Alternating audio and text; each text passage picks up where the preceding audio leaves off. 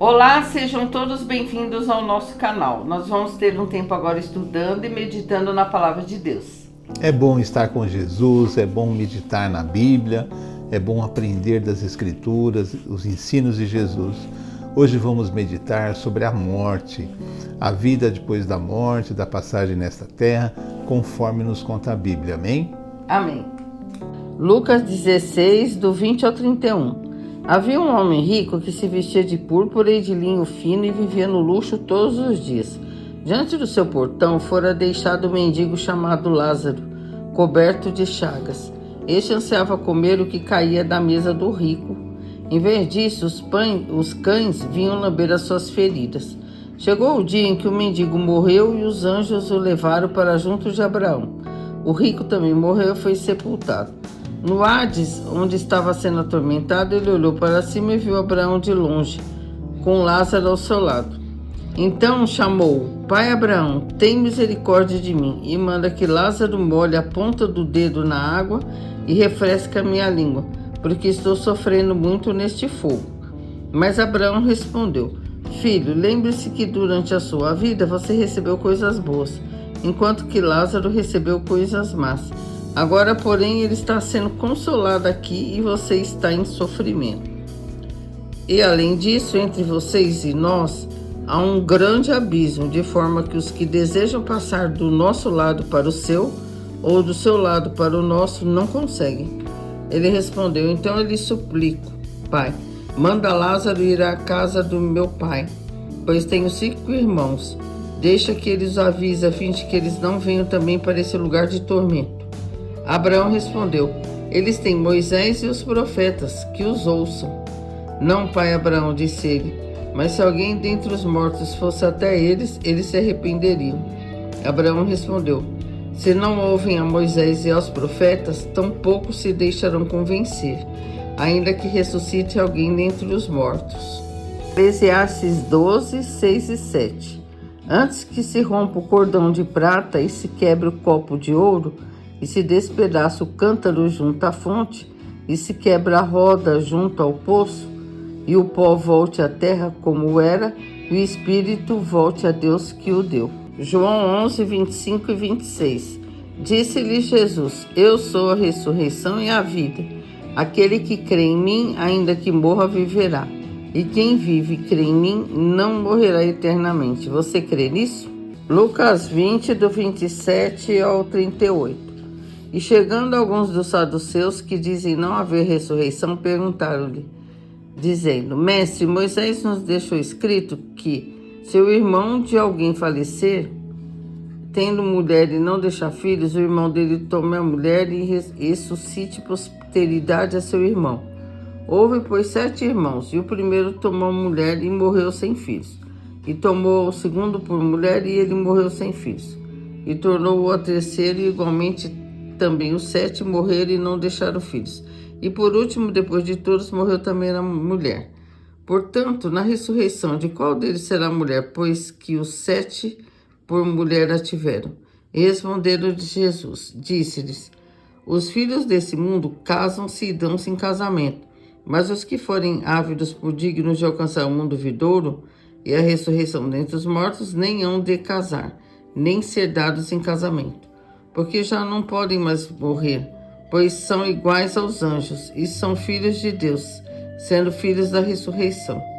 E que os mortos hão de ressuscitar também, o mostrou Moisés junto da sarça, quando chama ao Senhor Deus de Abraão, de Isaque e de Jacó. Ora, Deus não é Deus dos mortos, mas de vivos, porque para ele vivem todos. Amém. Então a Noemi leu versículos bíblicos, não é? E a morte é um fenômeno que acontece uma hora ou outra com alguém que conhecemos, nossos parentes. Ela vem para todos e um dia vem para nós. No livro de Eclesiastes, que é o livro da sabedoria, no capítulo 12, existe essa passagem que a Noemi leu, que diz que antes que nós cheguemos na velhice, ou que nós possamos buscar a Deus, antes que passemos por essa experiência, porque Eclesiastes define assim, que o pó volte à terra, que é o nosso corpo. O nosso corpo, depois da morte, vira pó. Os elementos químicos que existem no nosso corpo são os mesmos elementos químicos que existem na Terra, não é? E esse nosso corpo vai se desfazer, o nosso corpo de matéria, e esses elementos químicos voltam a fazer parte da natureza, da Terra. Mas aí diz assim, o espírito volte a Deus, que o deu. O espírito é de Deus. Então esse é o fenômeno que a Bíblia explica como essa passagem do espírito que ele volta para Deus. O espírito veio de Deus, o nosso espírito, e ele voltará para Deus. Mas o que Jesus ensina, não é? Nós lemos, a Noemi leu, a parábola do rico e do Lázaro, não é? Se essa parábola conta uma história real, se ela apenas é uma alegoria, uma invenção que Jesus usou para nos ensinar verdades espirituais, não importa. O importante é nós tentarmos entender aquilo que Jesus quis passar, quis ensinar. Ou várias lições. Às vezes, numa parábola de Jesus, existem infinitas lições, não é? Mas a parábola é assim, existem dois extremos. Existe um homem muito rico, que vivia na riqueza, usufruindo dos prazeres da riqueza, usando roupas de luxo, comendo do bom e do melhor. E existia o homem muito pobre, que tinha que comer migalhas que caía da mesa do rico para sobreviver. São dois extremos. São dois extremos. Uma pessoa muito rica, com recursos de sobra, e outra pessoa sem recursos nenhum, sofrendo todo tipo de humilhação, de privação, sofrendo frio, calor e todas essas coisas que as pessoas que estão nesse estado de pobreza extrema sofrem, não é? Mas nessa história existem esses dois extremos. E a morte chega tanto para o rico como para o pobre, não é? E como diz Eclesiastes, os espíritos voltam para Deus que o deu.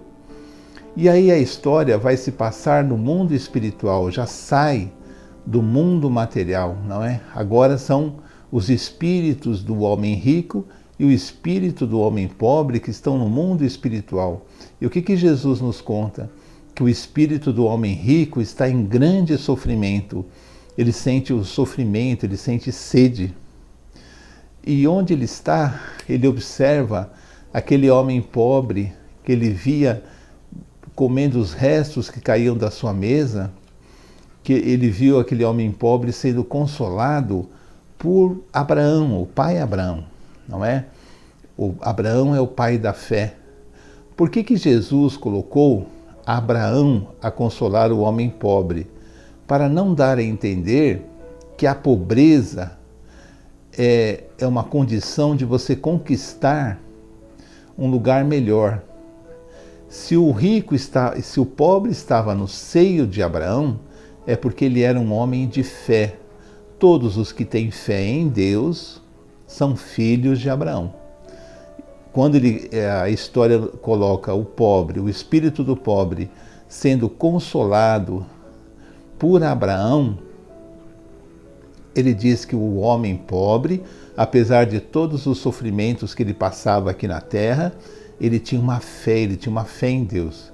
Ele era filho de Abraão. Agora, ele estaria sendo consolado pelo espírito do patriarca Abraão, que é o pai da fé.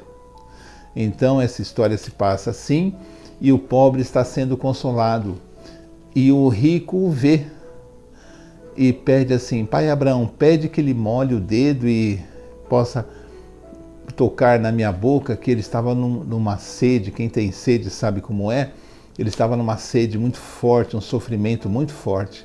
E Abraão explica para ele que aquilo não era possível, que aquela condição que ele se encontrava era devido ao seu procedimento na terra, porque as pessoas que têm muitos bens, elas devem saber que aquilo é dado por Deus para que elas possam fazer o bem ao próximo e não de uma forma egoísta, juntar, ficar só para ela. Tem pessoas que confiam demais na riqueza e ainda querem roubar, além de ter a riqueza, e não pensam nessa situação após a morte, porque é uma situação que a justiça de Deus irá cobrar. E esse rico, ele está passando necessidade, e Abraão explica para ele, olha, você está sofrendo porque aqui na terra você teve uma vida muito regalada e você foi muito egoísta, você não teve misericórdia do sofrimento do seu próximo, uma vida muito afastada de Deus. Ele não era filho de Abraão. O rico tinha a riqueza material, mas espiritualmente ele era uma pessoa pobre, ele era uma pessoa sem Deus, sem fé, ele só confiava na riqueza, no dinheiro. As pessoas ricas também são muito bajuladas, não é? E elas acreditam na bajulação e elas são enganadas pelo espírito do engano, porque elas não percebem Deus na vida delas, não é? É o problema das pessoas que têm poder, riqueza, fama, não é? Normalmente elas são enganadas mesmo. E aí esse pobre nunca pensava em Deus, e o rico nunca pensava em Deus, e o pobre era um filho de Abraão. E Jesus dá essa parábola dizendo assim que depois da nossa passagem, depois que o fenômeno da morte acontece, que, como diz Eclesiastes, o nosso corpo vai para a terra e será desfeito, virará o pó da terra, voltará à natureza, que o nosso espírito irá para o reino de Deus, para o mundo espiritual. Então aí nós vemos que a Bíblia realmente ensina que depois da morte, há vida, há juízo, não é? Há esclarecimento, porque nós temos que entender que a morte, ela é um fenômeno que virá para todo mundo. Então, vamos pensar nisso, como nós estamos vivendo, se estamos sendo egoístas, se estamos deixando Deus para lá, porque às vezes nos preocupamos com tantos assuntos que não nos dizem respeito, e deixamos as coisas de Deus para segundo, terceiro plano, e não deveria ser assim. Nós deveríamos também ter essa fé que esse pobre dessa parábola tinha, porque ele era filho de Abraão, não é? Mais tarde, Jesus diz assim, no Evangelho de João, havia morrido o seu amigo, não é? E ele iria ressuscitar, não é? Ele iria ressuscitar. E Jesus diz assim, eu sou a ressurreição e a vida. Jesus diz dele mesmo, eu sou a ressurreição e a vida. Aquele que crê em mim, ainda que morra, viverá. Então, para aqueles que creem em Jesus, a morte não é definitiva. Nós viveremos com Deus, porque Jesus é a própria vida. E quem crê em mim não morrerá eternamente. Aí Jesus pergunta, você crê nisso? Você crê nisso? Isso está em João 11. Nós cremos sim, nós cremos que vamos passar pelo fenômeno da morte, o nosso espírito irá para o reino de Deus, o nosso corpo voltará à terra, virará pó, como a própria Bíblia ensina, mas nós temos fé em Deus e voltaremos a viver por causa de Jesus, porque também somos filhos de Abraão. Se temos fé em Deus, também somos filhos de Abraão, não é? E existe outra passagem interessante que a Noemi leu, que os saduceus, não é? Por que os saduceus? Porque existia no tempo de Jesus os fariseus, os escribas e os saduceus. Os saduceus, eles não acreditavam em vida após a morte. Para eles, a pessoa morria, acabava. Eles não acreditavam. Os fariseus criam na vida após a morte. E os saduceus queriam perguntar a Jesus a opinião dele, queriam testar Jesus. E vem com aquela pergunta intrigante. Uma mulher que casou com 7 irmãos, se existisse vida após a morte, de quem ela seria mulher no mundo espiritual? De quem ela seria esposa, se ela casou com os 7? E Jesus explica que a nossa vida aqui na Terra não tem nada a ver com a nossa vida espiritual, não é?